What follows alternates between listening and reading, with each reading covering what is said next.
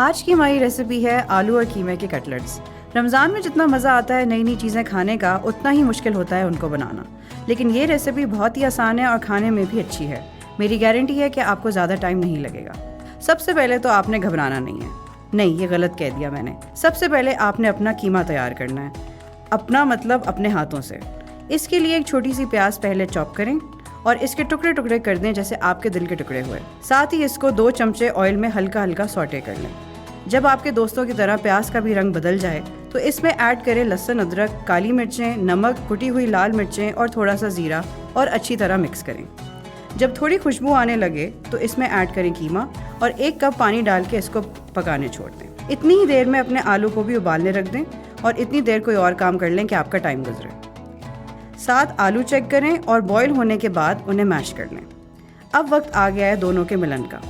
Mash हुए हुए आलू में थोड़ा सा हरा धनिया ऐड करें टेस्ट के लिए और अपने हाथ से थोड़ा सा पानी लगा के इसकी एक टिक्की बना लें। इसके बीच में थोड़ी सी जगह बनाएं और थोड़ा सा कीमा ऐड करें और इसको अच्छी तरह बंद करें।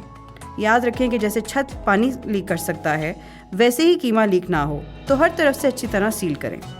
साथ ही एक अंडा भी फेंट के रख लें और एक प्लेट में ब्रेड क्रम्स।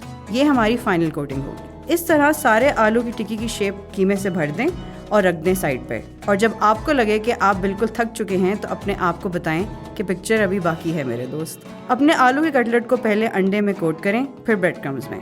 और जब ये सारे कटलेट्स अच्छी तरह तैयार हो जाएं जैसे आप ईद पे होते हैं तो इन्हें थोड़ी देर फ्रिज में रख दें। जब अफ्तारी में 15 से 20 मिनट रह जाएं तो इनको फ्रिज से निकाल लें और नीम गर्म ऑयल में इनको डीप फ्राई कर लें। जब कटलेट्स गोल्डन ब्राउन हो जाएं और इनके चेहरे पे नूर आ जाए तो इनको एक अच्छी सी प्लेट में सजा लें। साथ इसके साथ केचप की प्याली रख लें और मगरिब की अजान होने का इंतज़ार करें। और याद रखें कि आप मगरिब की अजान से पहले ये नहीं खा सकते। और ये रहे आपके पोटैटो कटलेट्स एक कीमा ट्विस्ट के साथ। उम्मीद है जितने अच्छे ये लग रहे हैं उतने ही अच्छे खाने में होंगे। और ये थी हमारी रमज़ान रेसिपी सीरीज़ की पहली एपिसोड। वी फूड से मैं हूँ दुआ और आप सबको रमज़ान मुबारक।